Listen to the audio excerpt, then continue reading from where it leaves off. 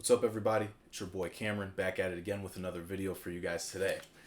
So, if you guys don't already know, this video is going to be going over the BCM MCMR Enhanced Lightweight Edition Mark II Upper, which was absolutely a mouthful.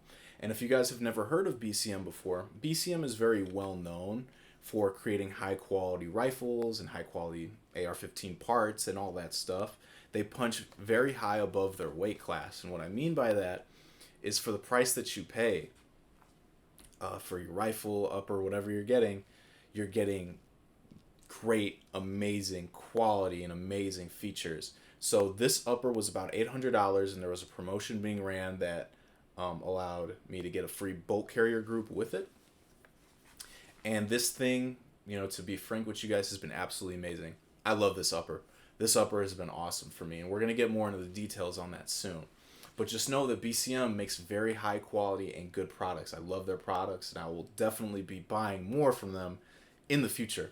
So actually getting into this upper, what we're going to do is we're going to go from tip to butt. I know I'm stealing from Grand Thumb, but for me at least, it's going to keep me from rambling. And I do definitely have a problem with that. So sorry, but unfortunately that's just how we got to do it. So without further ado, we're going to get into this muzzle device. Now this muzzle device is a basic birdcage A2 flash hider. So with this, it does do its job. It's reliable. It does what it's supposed to do. Nothing fancy. Pin and welded too as well.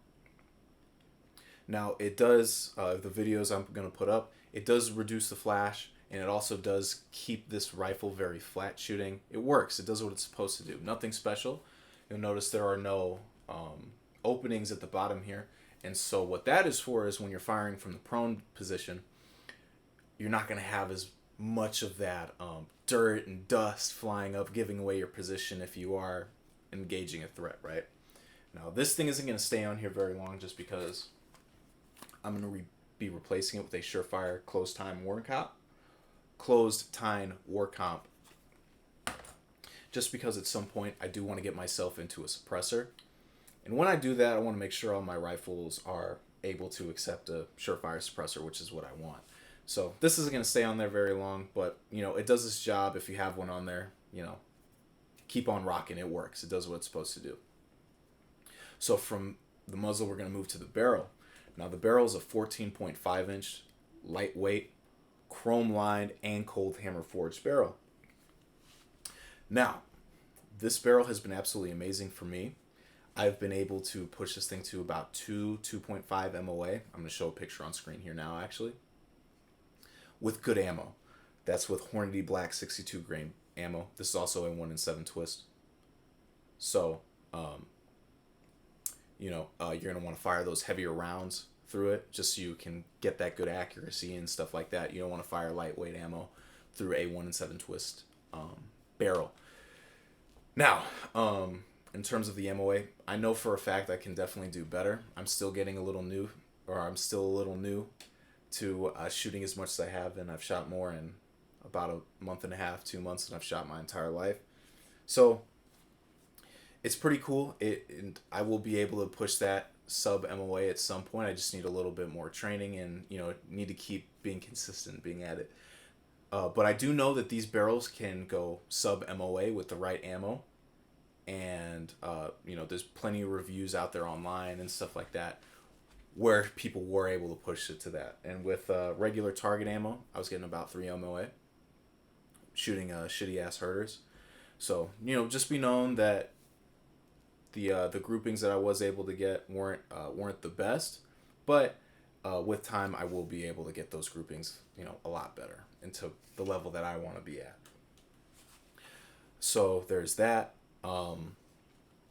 With this barrel too, just because it's so light, it does get really hot, and when a barrel gets hot, pretty much that reduces the accuracy. Now the ranges that I was shooting at when I wasn't accuracy testing, I was shooting drills at 25, 50 yards. I really wasn't able to notice the shift in accuracy just as much as someone else might be able to. For me, it hasn't really been a problem though.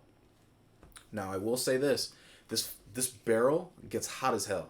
So if you are shooting this at a pretty heavy schedule and you're shooting a lot of rounds through it and it is getting hot, you might want to wear a glove, or you can just be a, big meech and just fucking burn your hand on there if you so desire. But this thing does get hot, so do be warned of that, and that kind of does play into the actual handguard itself.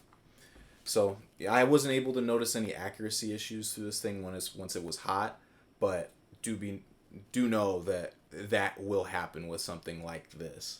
So no surprises. But also, with a lightweight barrel, it's a lot easier for me to actually keep this the muzzle on target and just to keep the rifle up. Now I can still do it with a regular SOCOM profile barrel or a heavy barrel. It just makes it a little bit easier for me to be able to do it. I am a smaller guy, but go to the gym. If you can't hold this rifle up, you should go to the gym and don't leave. Stay there. But without further ado, we're going to move right into the handguard. Now this handguard is really nice. It's very light. It allows me to be able to get a good C-clamp on this thing, to be able to pull this rifle back into my shoulders. And push with my shoulder too, which is what you want. But anyway, it's very light. It's very durable. I don't have any dents. I do have a couple of small scratches in this thing, but other than that, it's worked very well for me. Now, do keep in mind that this is a very lightweight handguard, right?